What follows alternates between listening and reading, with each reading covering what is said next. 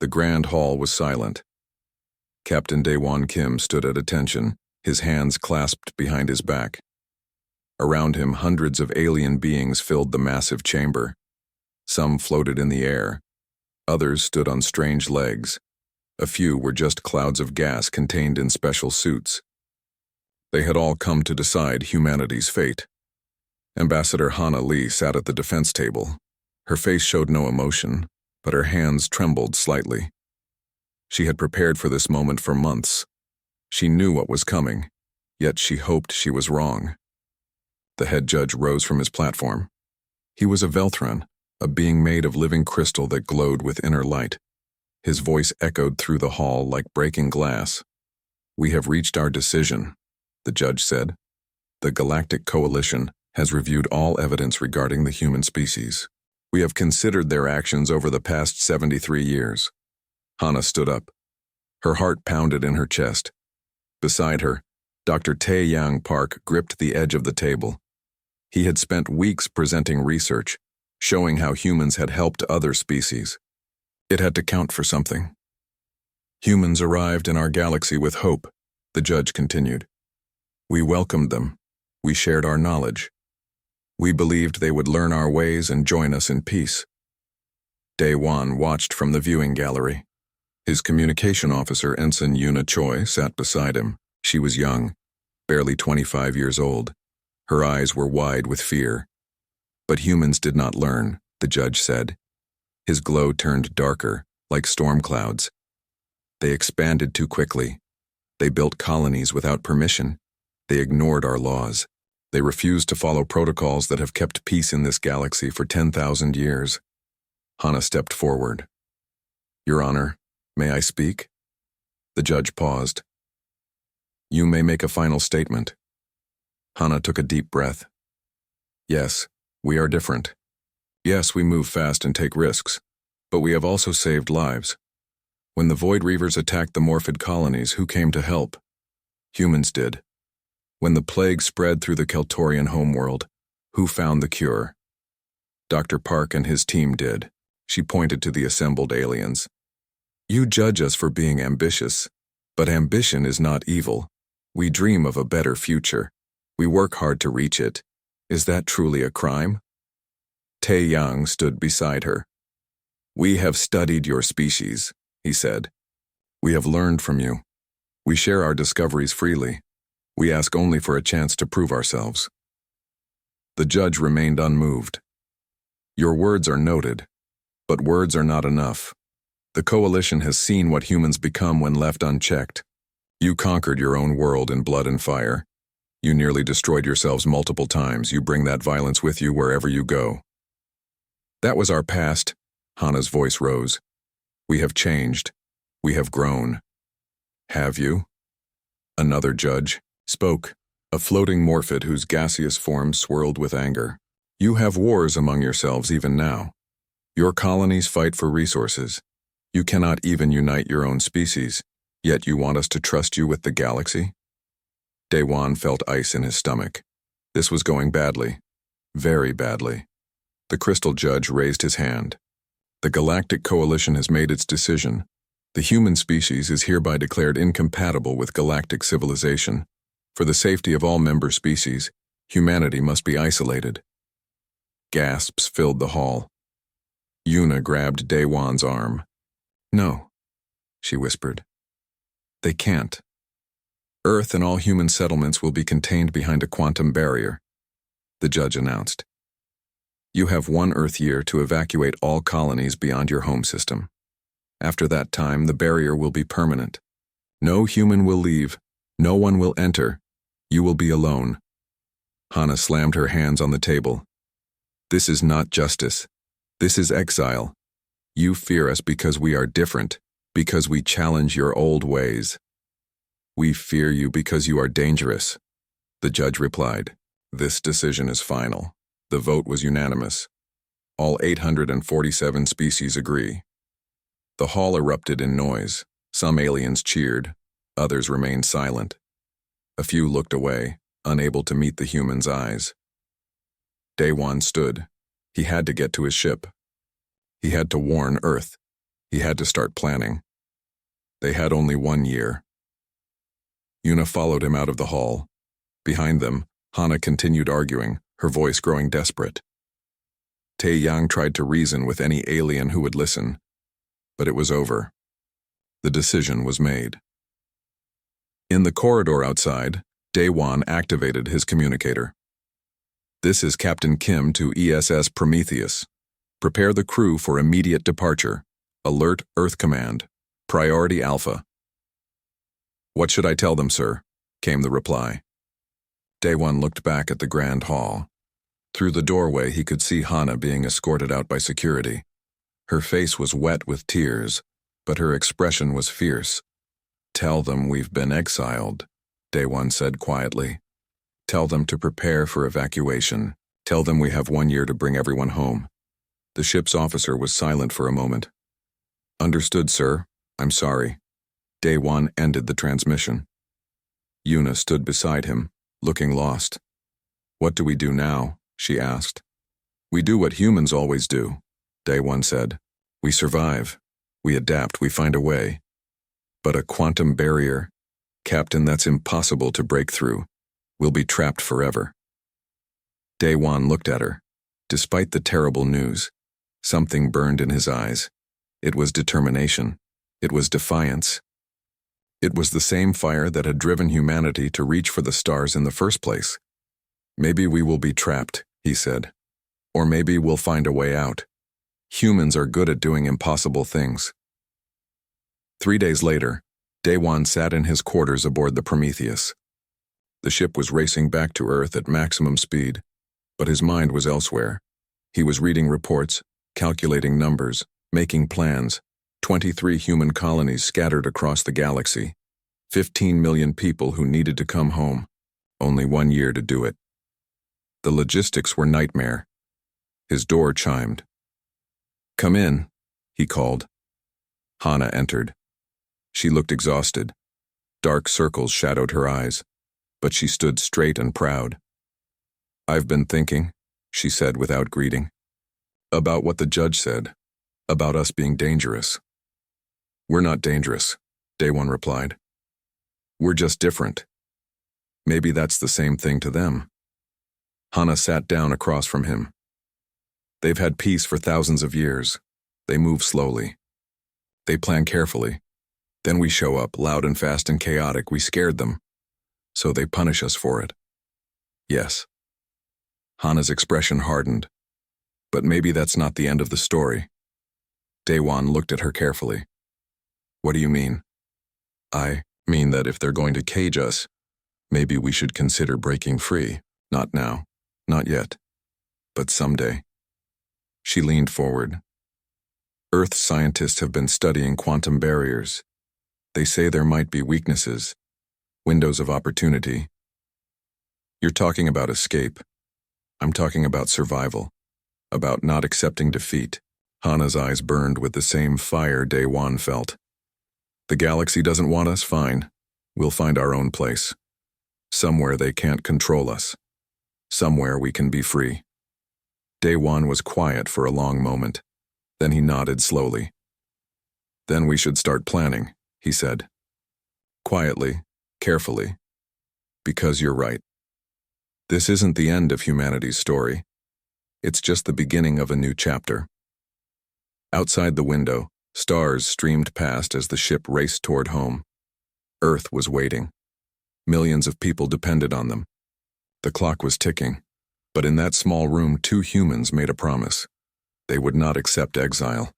They would not let humanity be caged. They would find a way to break free and seek a new home among the stars. The galaxy had made its choice. Now humanity would make theirs. 6 months had passed since the verdict.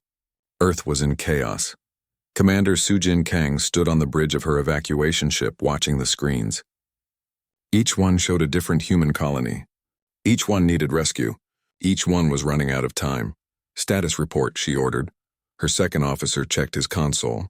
"Colony 7 is fully evacuated. All 12,000 residents are on transport ships heading home. Colony 12 is still loading. They have 2 days of supplies left. And Colony 19. The officer's face fell. Still no contact, Commander. The quantum barrier's first phase has cut off all communication. Sujin closed her eyes.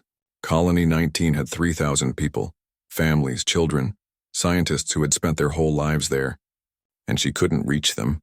Couldn't save them. Keep trying, she said. Every hour. Someone might hear us. She knew it was hopeless.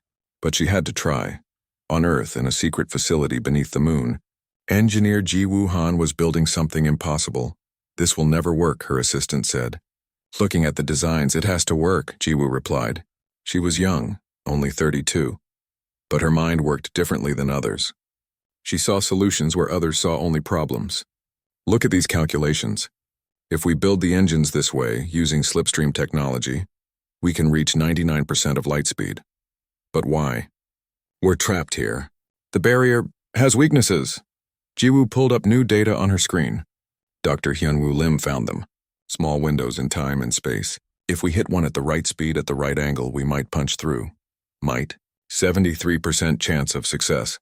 Ji-Woo grinned. I'll take those odds. The assistant stared at her. You're building an escape ship. I'm building the ESS Ark, 3 kilometers long. Room for 50,000 people. Everything we need to start over somewhere new. Her expression grew serious. Because I don't think Earth is enough anymore. Not for all of us. In the capital city, Daewon met with Earth's government leaders. The meeting room was crowded with presidents, prime ministers, and military commanders. Everyone was talking at once. We can't possibly evacuate everyone in time, one president said. The numbers don't work. Then we prioritize, a general argued. Essential personnel first.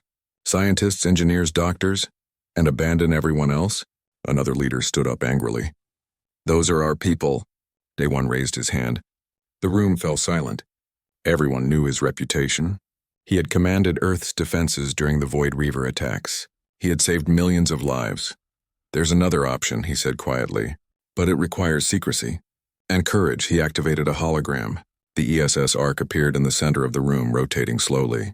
Gasps filled the air. Engineer Ji-Woo Han has designed this ship, Daewon explained. It can carry 50,000 people beyond the quantum barrier. Into free space. Away from the Coalition's control. That's impossible, someone said. The barrier is absolute. Almost absolute. Dr. Hyunwoo Lim stepped forward. He was an astrophysicist, thin and nervous, but his eyes gleamed with excitement. My team found quantum fluctuations in the barrier's structure. Windows that last only microseconds, but if we time it perfectly, if we reach the exact right speed, we can break free. Daewon finished. The room erupted in argument. Some called it suicide. Others called it hope, but slowly, gradually agreement formed. They would build the Ark. They would give humanity a chance at freedom. Who goes? The Secretary General asked. How do we choose 50,000 people from billions? Volunteers, Hanali said. She had been quiet until now, sitting in the corner. We ask for volunteers. Scientists, engineers, farmers, teachers, doctors. Families who are willing to risk everything for a new beginning. And you? The Secretary General looked at her. Will you go? Hana met his eyes. Yes, someone needs to lead them. Someone who understands what we're leaving behind and what we're trying to build. Daewon nodded. I'll command the ship.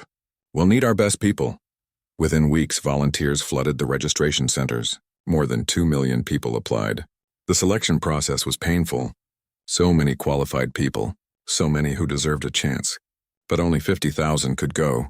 Corporal Min-ho Bae was one of them. He was a Marine, tough and strong. He had spent the last 6 months on evacuation duty, protecting colonists as they fled their homes. He had seen things that haunted him. 3 weeks ago, he had been on Colony 16 when the evacuation ships arrived late. Raiders had attacked, stealing supplies and ships. Min-ho and his squad fought them off, but not before civilians were killed. 12 people died because the ships came late. He would never forget their faces. When he heard about the Ark, he volunteered immediately. Not for himself, but to protect others, to make sure no one else died on his watch. Yuna Choi also volunteered. She was still just an ensign, still young and inexperienced, but she had served with Daewon for 2 years. She trusted him, and she believed in the mission. You don't have to do this, Daewon told her when he saw her name on the list. It's dangerous. We might not survive. I know, sir, Yuna replied, but staying isn't safe either. The barrier will trap us here forever. At least out there, we have a chance. Daewon couldn't argue with that. The construction of the Ark happened in secret behind the moon. Thousands of workers labored day and night. They welded hull plates. They installed engines. They built hydroponics bays and living quarters and medical facilities. Jiwoo supervised everything. She barely slept. She lived on coffee and determination. Every day brought new problems. The engines overheated. The hull showed stress fractures. The life support systems kept failing tests, but she fixed each problem. She adapted. She innovated. That was what humans did best. 2 weeks before launch, disaster struck. Soo-jin's voice crackled over the emergency channel. All ships, this is Commander Kang. Colony 19 is... We've lost them. The barrier phase 2 activated early. They're sealed in. Daewon was in the Ark's command center when he heard. He gripped the console until his knuckles turned white. 3,000 people. Gone. Trapped forever in a dying colony with no supplies coming, no help arriving. They would survive maybe a year before everything ran out. We failed them, Yuna said quietly beside him. Yes. Daewon's voice was hard, and we won't fail anyone else. We launch in 2 weeks. Ready or not. That night Hana found him standing in the Ark's observation deck. The ship wasn't finished yet, but this section was complete. Through the transparent hull, Earth hung in space like a blue jewel. Beautiful, isn't it? Hana said. Yes.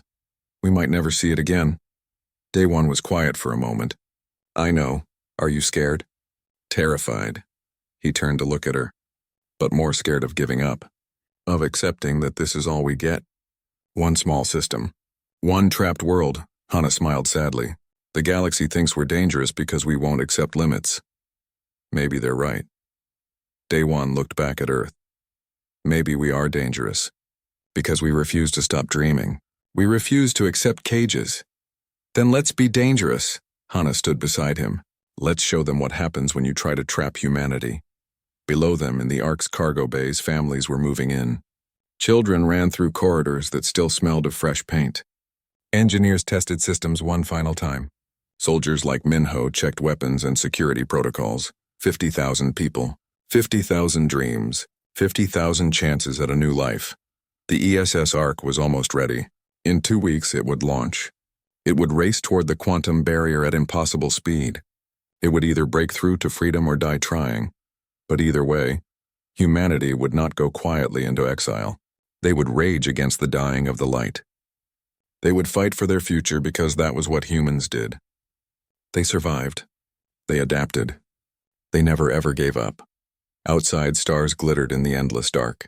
Somewhere out there, beyond the barrier, beyond Coalition space, a new home waited. They just had to reach it. Launch day arrived with terrible timing. Security Chief Boranam discovered the truth at 3 a.m. She sat in her small office deep inside the Ark, staring at security footage. Her team had been investigating suspicious behavior among the crew. Small things, odd questions, people going places they shouldn't. Now she knew why. How many? She asked her deputy. At least 12 confirmed saboteurs, he replied. Maybe more. They're Coalition agents, planted among the volunteers. Bora felt ice in her veins. What's their mission? Stop the launch. By any means necessary. She stood immediately. Get me Captain Kim, now. But the captain was already in an emergency meeting. The Coalition had discovered the Ark. A blockade fleet was approaching. 47 warships against one unarmed colony vessel.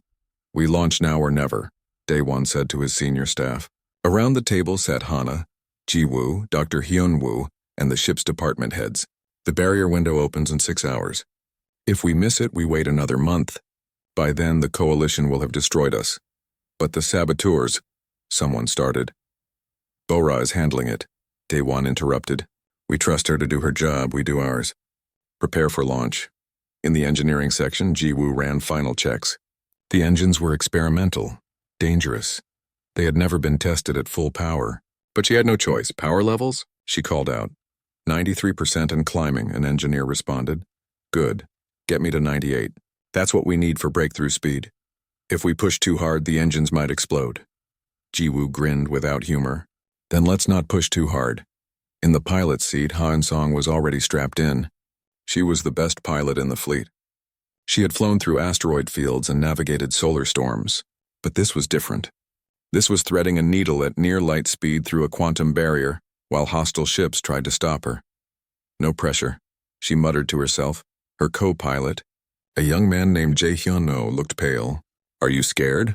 he asked. "Yes," Ha-in said honestly. "Terrified. But that's good. Fear keeps you sharp. Overconfidence kills." Throughout the ship, 50,000 people prepared. Parents held their children close. Scientists secured their equipment. Soldiers checked their weapons. Medical officer Jun Seo-an made sure the hospital was ready for casualties. Because there would be casualties. Everyone knew it. Young-mi Park, Dr. Tae-yang's daughter, sat in her quarters with her father. She was only 16, but she had volunteered without hesitation. "Do you think we'll make it?" she asked. Tae-yang looked at his daughter. He wanted to lie, to promise safety, but he had always been honest with her. "I don't know," he said, "but I know we have to try, because the alternative is worse than death. It's giving up on everything humanity could become." Young Mai nodded. She understood. That was why she had come. Bora was hunting through the ship. She had identified 8 of the 12 saboteurs. 4 were still hidden, and the launch was starting in 30 minutes. "Section 7 report," she said into her communicator. "Clear, ma'am. No suspicious activity." "Section 12? We found something." The voice was tense. "Explosives. Hidden near the main reactor." Bora started running. "Don't touch them." "I'm coming." She reached Section 12 in minutes. A small team of her security officers stood around a maintenance panel. Behind it, she could see the devices. 3 bombs. Crude but effective. If they detonated, they would cripple the reactor. The ship would be dead in space. "Can we disarm them?" Bora asked. "No time," an officer said. "They're on a timer." 20 minutes, Bora made a decision. "Cut them out carefully. We'll space them through the airlock. But if we're too rough, then we die. But at least we die trying." The launch countdown began. 10 minutes on Earth, Sujin watched from the command center. Her fleet was forming up around the Ark. She had 37 ships. Old vessels, patrol craft, transport ships with basic weapons. Nothing compared to the coalition blockade, but they were all she had. "All ships," she transmitted. "This is Commander Kang. Our mission is simple. Buy the Ark time to reach the barrier, whatever it takes." "Commander," her tactical officer said quietly, "we can't win this fight." "I know." Sujin's voice was calm.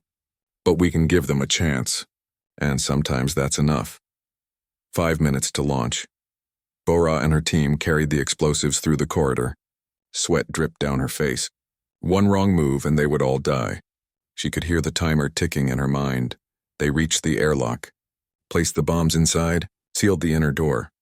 Opening outer door, an officer said. The explosives tumbled into space. 3 seconds later, they detonated. The explosion was bright but distant. The Ark shook slightly but held. "We're clear," Bora shouted into her communicator. "Reactor is safe." "Good work," Daewon's voice came back. "Get to a crash seat." "We're launching." 1 minute, Hayun's hands moved across the controls. She had practiced this approach 1,000 times in simulation. But simulation wasn't real. Real had consequences. "Engines online," Jiwoo reported. "Power at 98%. "Helm is ready," Hayun said. Daewon sat in the command chair. Around him, the bridge crew worked with focused intensity. Yuna was at communications. Hyunwoo was at navigation. Hana stood beside Daewon, her hand on his shoulder. "For humanity," Hana said softly. "For humanity." Daewon agreed. He opened the ship-wide channel. "All hands, this is the captain. In 30 seconds we launch. What we do today will echo through history. Our children will tell stories about this moment. Make them proud." The countdown reached 0. "Launch," Daewon ordered. The Ark's engines ignited with impossible power. The ship leaped forward like a spear thrown by a god. G-forces pressed everyone into their seats. Warning alarms blared. But they were moving. They were flying. Behind them, Sujin's fleet engaged the coalition blockade. "All ships attack formation," Sujin commanded. "Target their engines. Slow them down." Human ships swarmed the coalition vessels. They were outgunned and outmatched. But they fought with desperate courage. They rammed when their weapons failed. They shielded the Ark with their own hulls. One by one, Sujin's ships died. But the Ark kept accelerating. On the bridge, Hyunwoo called out numbers. "Speed at 40% light. 50%, 60. Coalition ships pursued. Their weapons fired. Energy beams streaked past the arc. One hit the rear section, tearing through armor. Alarms screamed, but Jiwoo rerouted power and the engines held. 70%. 80! Hyunwoo's voice was excited now. They were going to make it. Ha-Yun saw the barrier ahead. It looked like a wall of twisted light stretching across space, and there, flickering in and out of existence, was the window, the quantum fluctuation that would let them through. I see it, she whispered. 90% light speed, Hyunwoo called. 95.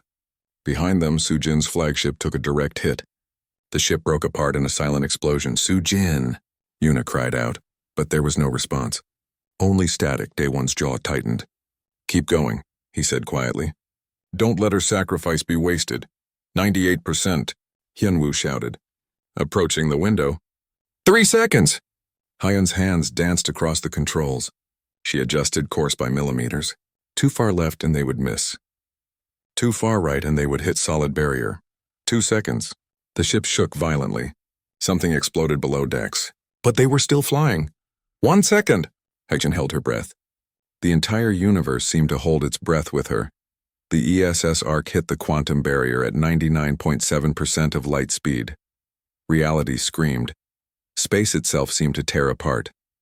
Colors that had no name flashed past the windows. The ship twisted and bent in ways that defied physics. People cried out. Some lost consciousness. Youngmi held her father's hand and closed her eyes, and then silence. Complete, absolute silence. Ha-Yun opened her eyes. The controls were dark. The engines were offline. But through the window she saw something beautiful. Stars, normal stars.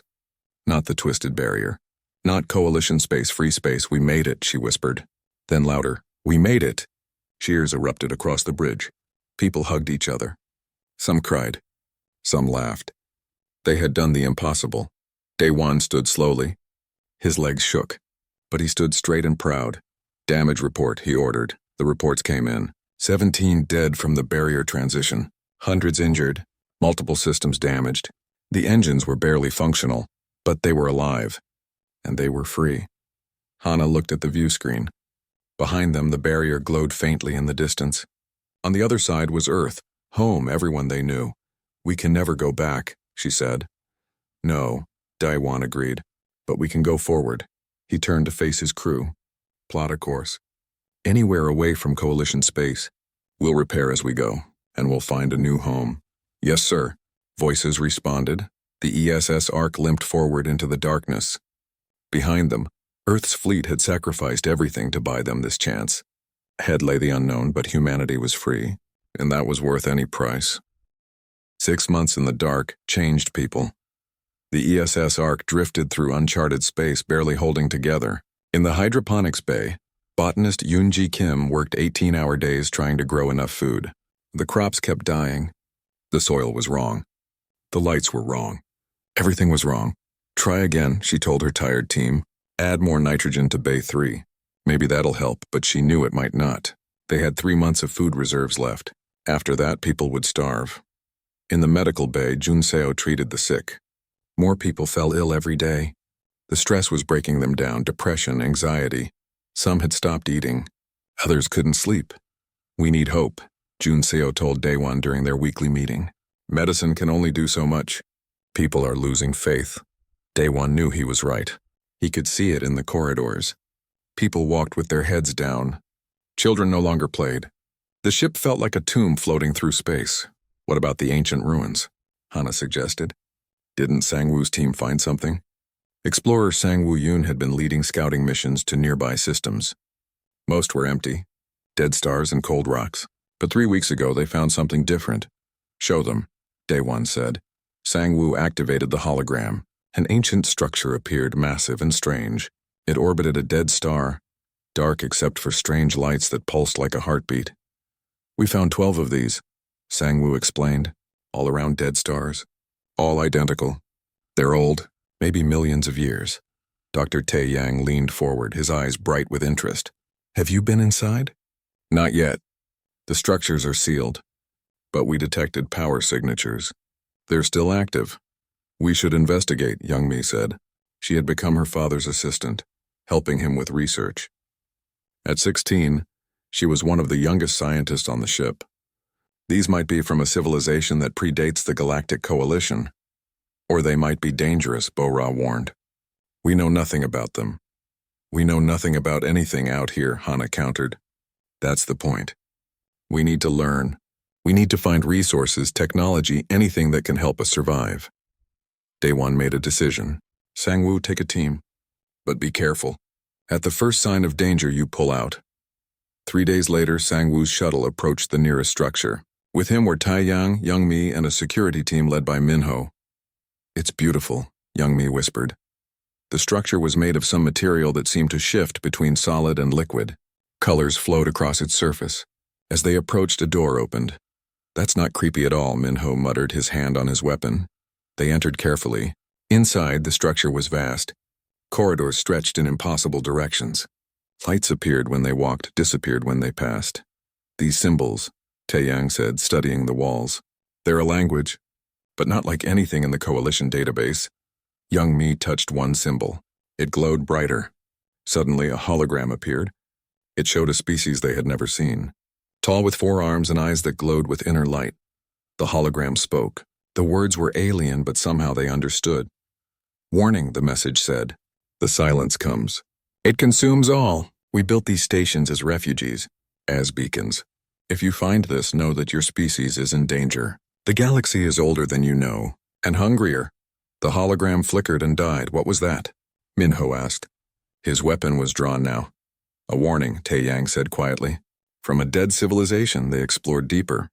They found technology that still worked after millions of years. Power generators that ran on nothing they could identify.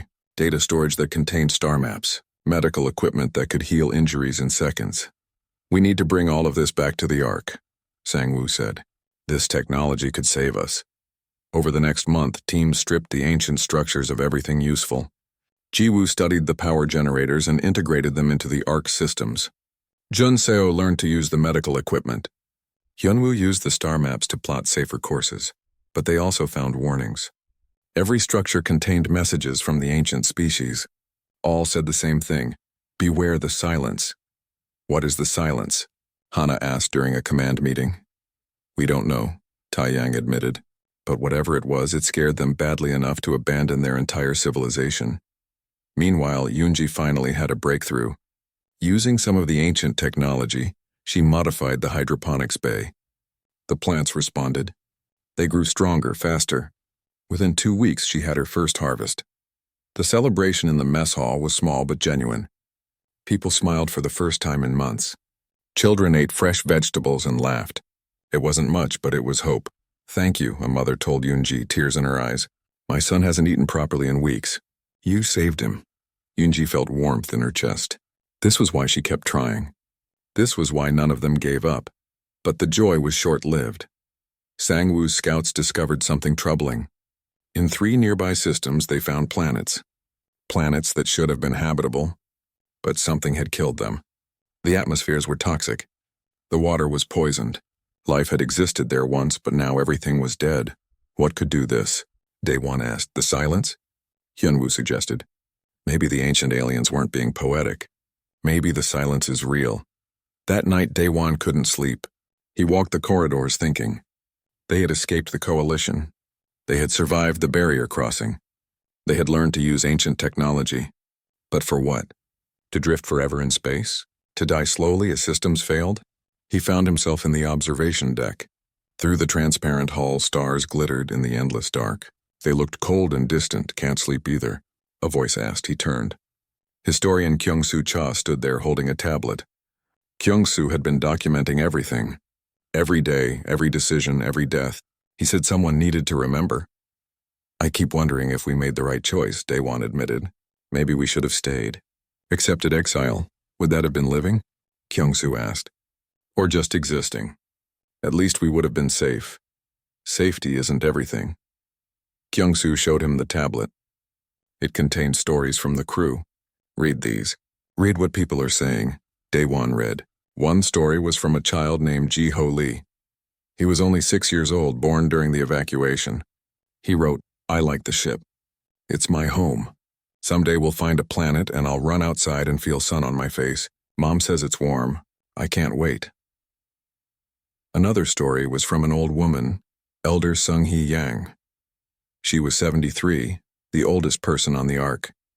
She wrote, I grew up in a world that feared the stars. Then we reached them. Now we're lost among them. But I'm not afraid, because I'm with humans, and humans always find a way. Daewon felt something tight in his chest loosen. They still believe, he said. Of course they do. Kyung-soo smiled. Because you believe. Because all of us who lead believe. Hope flows downward, Captain. Never forget that. The next morning, Daewon called a ship-wide assembly. Everyone gathered in the main hall. 50,000 faces looked up at him. I know these months have been hard, he began. I know you're tired, scared, wondering if we'll ever find a home. He paused. I'm scared too. I'm tired too, but I'm also proud. Proud of Yoonji and her team who kept us fed. Proud of Junseo who kept us healthy. Proud of every single person who gets up each day and keeps going. He pointed to the star map on the screen. We've explored 47 systems. None were right. But there are millions more out there, billions. And somewhere among them is our new home. We just have to keep looking. Young Mi stood up. We'll find it. I know we will. Others stood too. We believe in you, Captain, someone called out. For humanity. Another voice shouted. Soon everyone was standing, chanting together. For humanity! For humanity! Daewon felt tears in his eyes but didn't hide them. For humanity, he agreed. That afternoon, Hyunwoo burst into the command center. Captain, I found something. He pulled up a sensor reading. 300 light years from here. There's something strange. A region of space that's hidden behind a stellar nebula. My sensors can barely penetrate it, but before I lost contact, I detected something artificial. Another ruin? Bora asked. No. Hyunwoo's hands shook with excitement. A beacon. It's transmitting. And the signal. It's an invitation. A greeting. It's saying welcome. Refuge ahead. The command center was silent. Plot a course, Daewon ordered. Maximum speed. Sir, Hyun said from the helm. At our current speed, it'll take 3 months to get there. Then we better get started. The ESS Ark turned toward the signal. Behind it lay empty systems and dead worlds. Ahead lay hope. In her quarters, Young Mi wrote in her journal, Today we found something. Maybe nothing. Maybe everything. Father says I should stay hopeful but realistic. But I'm 16. Being realistic is for old people. I'm going to hope with everything I have. Because that's what humans do. We hope, we dream. We never give up. The ship sailed on through the dark, following a signal from somewhere unknown, somewhere that promised refuge. 3 months felt like 3 years, but finally the ESS Ark reached the nebula. Hyun piloted carefully through the glowing clouds of gas. Sensors were almost useless here. She had to fly by instinct and skill. I see something, she said. Dead ahead, the nebula parted like a curtain. And there, impossible and beautiful, lay a sight that made 50,000 people gasp. 3 planets orbited a yellow sun. All 3 were in the habitable zone. All 3 showed signs of life. Oceans glittered on one. Forests covered another. The third had deserts that glowed orange in the sunlight. Is this real? Yuna whispered from her station. Cartographer In-Soo Hwang worked frantically at his console. Scanning now. The first planet, breathable atmosphere. Liquid water. Temperature range similar to Earth. The second planet, denser atmosphere but still breathable. Massive plant life. The third, desert world but showing mineral deposits we need for industry. It's perfect, someone breathed. It's too perfect. Daewon felt the same unease. Keep scanning. There has to be a catch. They found it an hour later. A massive structure orbited the sun between the second and third planets. It was artificial, clearly built by the same species that made the ancient ruins. And it was active. It's targeting us, Bora reported, her hand moving to weapons controls. Wait, Taeyang said. Look at the energy signature. It's not hostile. It's scanning us. A beam of light engulfed the Ark. Everyone froze. But nothing happened. The light was gentle, like being examined by a doctor. Then a voice spoke. It filled every speaker on the ship. Old and wise and mechanical. Greetings, travelers. You have found the sanctuary. These worlds were prepared long ago for those who flee extinction. But not all who flee deserve sanctuary. You will be tested. If you pass, these worlds are yours. If you fail, you must leave and never return. Tested how? Daewon asked aloud. Send your representatives. Those who speak for your kind. They will face 3 trials. Intelligence, compassion, unity. Pass all 3 and the sanctuary is yours. The voice fell silent. A meeting was called immediately. Who should go? Who could represent all of humanity? I'll go, Daewon said. I'm the captain. And I'll go, Hana added. I'm the civilian leader. We need a scientist, Taeyang said. Someone who can think clearly under pressure. I volunteer. And someone young, Young Mi said boldly. Someone who represents the future. I'll go. You're 16, her father protested. Exactly. I'm the generation that will live on these planets. I should have a voice. Bora stepped forward. You'll need security. I'm coming too. In the end, 5 of them took a shuttle to the structure. Daewon, Hana, Taeyang, Young Mi, and Bora. The rest of the crew watched anxiously as the shuttle disappeared into the massive station. Inside, they found themselves in a vast chamber. The walls showed images of thousands of different species, some they recognized from Coalition space, most they had never seen. These are all extinct, Taeyang realized. This structure has been here for millions of years. All these species came here seeking refuge. Did they pass? Young Mai asked. We'll find out. The first trial began without warning. The chamber changed. Suddenly they were standing in a maze of light. Mathematical equations floated in the air. Physical laws were written on the walls. Solve the puzzle, the voice instructed. Prove your intelligence. They worked together. Daewon saw the patterns first. Hana understood the logic. Taeyang knew the science. Young Mi, with her young mind, saw connections the others missed. Even Bora contributed, using her tactical training to map the maze. It took 3 hours. But they solved it. Intelligence confirmed, the voice said. Second trial begins. The chamber changed again. Now they stood in what looked like a hospital. Dozens of aliens lay in beds, all injured, all suffering. Some were from species that had tried to conquer Earth. Some were from the Coalition species that exiled humanity. You have limited supplies, the voice said. You cannot save all. Choose who lives and who dies. Bora's hand went to her weapon instinctively. This is cruel. This is reality, the voice replied. In your sanctuary, resources will be limited. You will make choices. Show us what choices you make.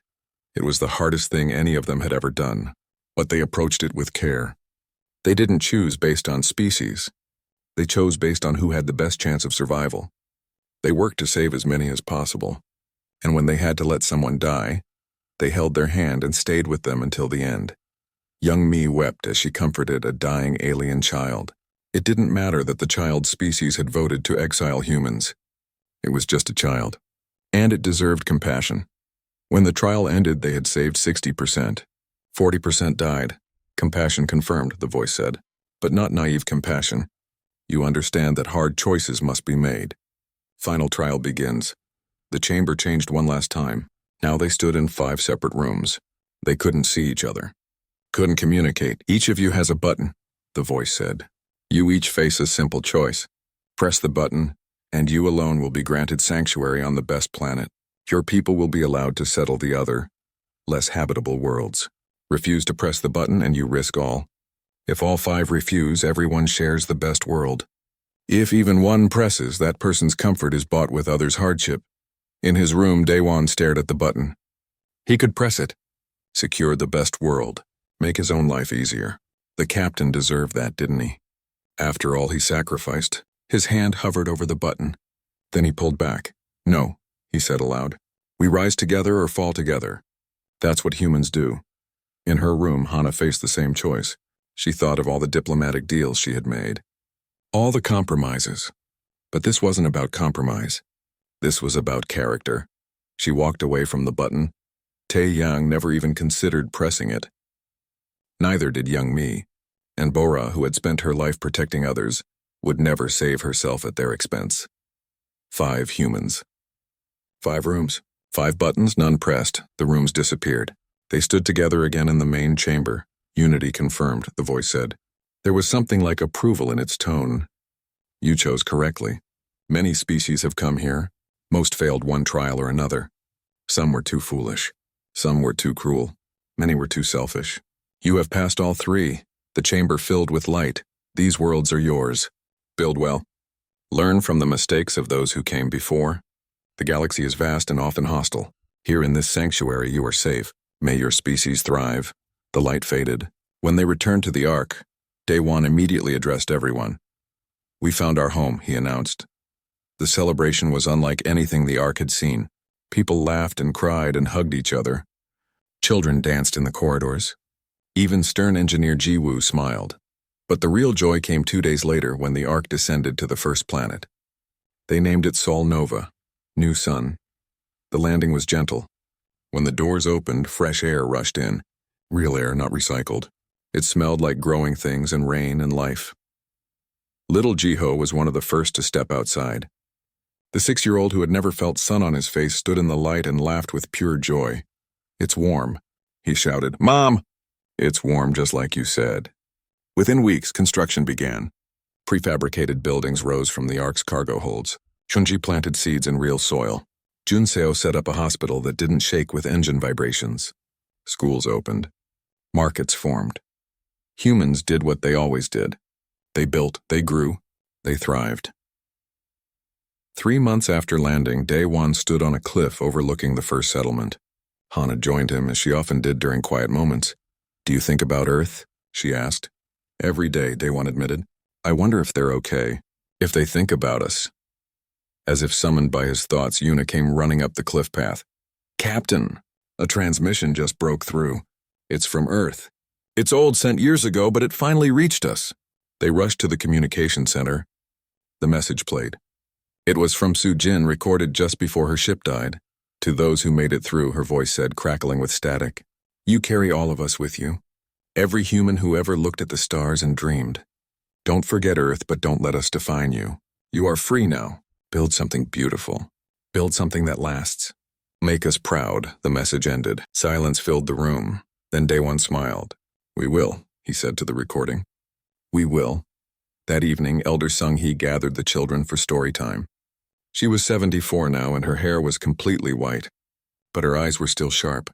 "Tell us about Earth," Jiho demanded. "Earth was beautiful," Sung-hee began. "Blue oceans and green forests. But more than that, it was home. It's where humanity was born. Where we learned to dream. Are we humans still humans without Earth?" Another child asked. Sung-hee smiled. "We are human wherever we go. Because being human isn't about where you live. It's about how you live. We dream, we hope. We protect each other. We never give up. That's what makes us human." Under Sol Nova's setting sun, the settlement glowed with lights. In the fields, crops grew strong. In workshops, inventors created new tools. In schools, children learned about both Earth and their new home. The galaxy had exiled humanity. Called them too dangerous, too wild, too different. Maybe they were right. Maybe humans were dangerous. Dangerous to tyranny. Dangerous to those who said, "Stay in your place."